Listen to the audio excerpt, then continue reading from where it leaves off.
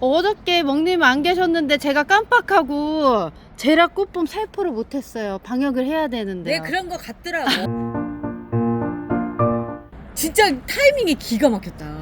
그쵸. 제가 혹시 이거 준비하는 거 보고 그런 거 아니에요? 아니에요. 달력을 봤더니 그렇게 적혀 있더라고요. 아, 거짓말 하지 마. 내가 이거 막 가지고 다니니까 나 들켰다 막 이런 거지. 뜨끔했죠. 아까 달력 가지고 오지 않았어요? 네. 저희가 이제 이 제라늄 달력을 만들었잖아요. 꽃도 예쁘고 막 이것저것 해서 했는데 다른 것보다도 이게 유용한 게 여기 보면 지금 11일 날 제라꽃봄 살포 이렇게 돼 있단 말이에요. 왜 그러냐면 제라늄을 키우다 보면은 챙겨야 될 게 생각보다 많아요. 제가 그런 얘기를 했어요. 제라늄은 과정이다. 꽃을 피우기 위해서 그 수많은 노력을 우리가 사는 거죠. 말하자면 돈 주고 노예가 되는 거예요.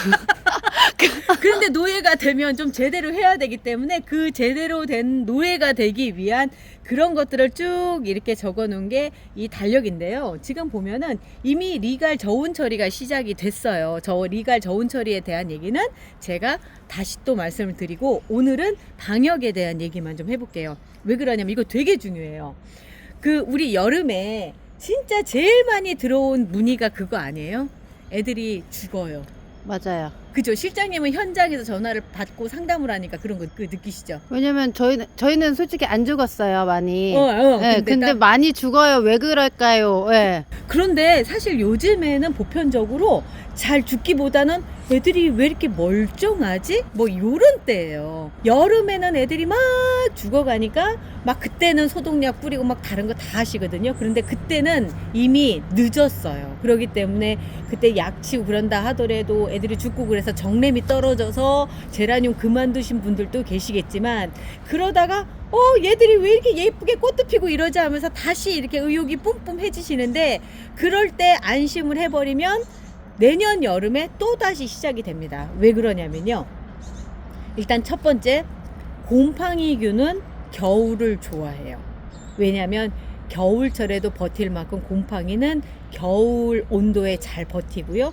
두 번째는 결로 현상이라는 걸 통해서 얘들이 좋아하는 습기가 공기 중에 아주 많아요. 우리 특히 사람들이 또 겨울에는 또 가습기도 틀어놓고 막 그런 상태에서 베란다에는 가습기 틀어놓은 습기가 거기 가서 결로 현상, 물방울이 생기죠. 그러다 보니까 겨울이 되면 곰팡이가 바로 드러나는 것부터 문제가 되지만 또 하나는 뭐냐면 이 안에 여름 동안 우리 속을 썩였던 뭐 잔토모나스균이라든가 랄스토니아균 요런 것들이 잠복기에 들어가요. 그래서 이때 잠복기에 들어간 아이들을 그대로 놔두면 가만히 있다가 다시 봄에 20도 이상 올라가기 시작하고 막 그러면 나오면서 얘들이 전부 다 이제 사고를 또 다시 일으키는데 제가 재작년에 그 경험을 했습니다. 그래서 작년은 이맘때부터 저희가 작년에 그 달력을 처음 만들었죠. 네, 10월달에. 그때부터 제가 방역하면서 살균해 주셔야 된다고 계속 얘기를 했었던 게 저도 그렇게 할 거니까 제가 재작년 경험을 통해서 그걸 얻었고 그래서 그 상태에서 작년에 하다 보니까 올해 저는 많이 안 죽었는데 그냥 이때 안심하시고 나는 괜찮아 하시던 분들이 이제 여름에 그리고 또 여름에 그 후유증이 남아서 아직까지도 이렇게 죽는 내지는 이제 막 시작하신 분들이 아무런 그 지식 없이 하다 보니까 그렇게 되는 거거든요. 서론이 길었죠. 왜냐하면 경각심을 가져야 되기 때문에 그래요. 자, 그러면 이런 것들을 어떻게 해야 되느냐 그거 들어갈게요. 이번 방역을 하는 데서 중요한 거 팡싹 곰팡이를 죽여주는 거고요. 충싹 겨울 되면 또 문 닫아놓고 있기 때문에 뿌리파리들이 또 나와요.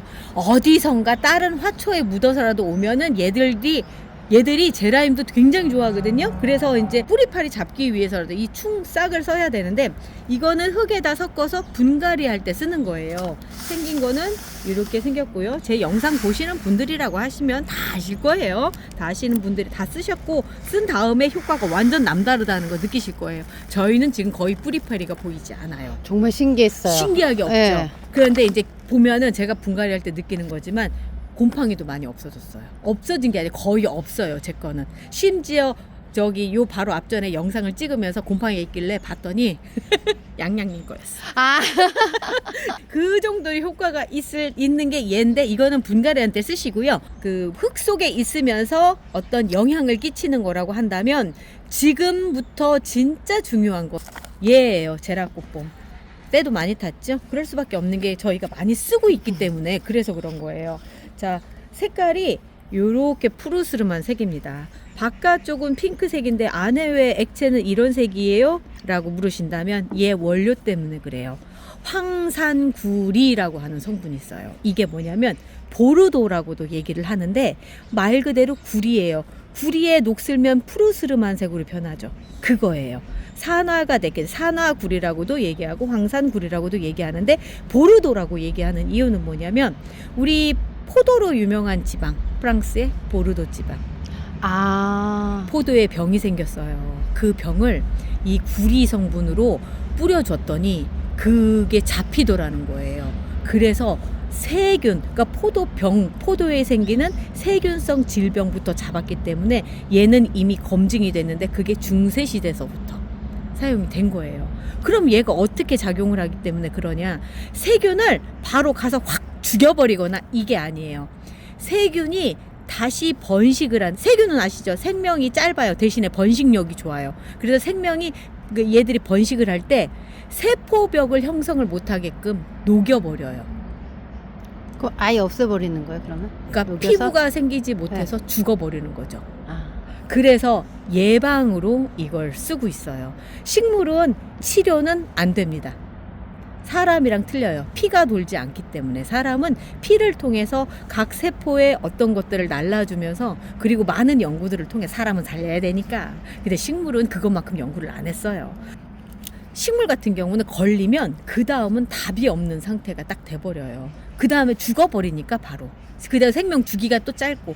그래서 예방이 최우선인데 그 예방으로서 얘를 쓰는 거죠. 지금부터 뭐냐면 세균이 번식하지 못하게 세포벽을 완벽하게 없애버리는 거예요.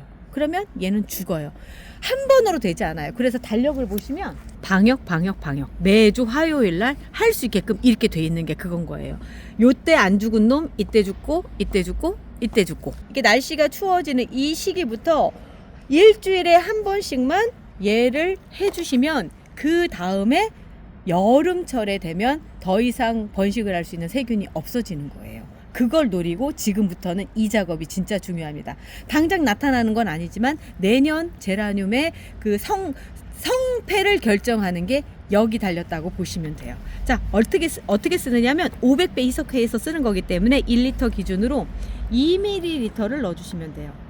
2ml를 이렇게 해서 딱 넣어주시면 색깔이 옅은 색깔로 이렇게 변해요. 자, 이 상태로 저는 전동 분무기 써요. 왜 그러냐면 일일이 이거 스프레이에 넣어서 이렇게 뿌려주셔도 되지만 손이 이걸 언제 다 그걸 하고 있어. 손 힘들어.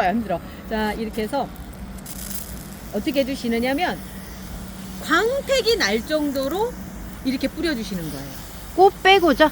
꽃 빼고. 네. 네, 꽃은 어차피 져서 나갈 거니까 빼고 잎사귀 그 다음에 요 위쪽으로 줄기 있는 부분 특히 중요하고요.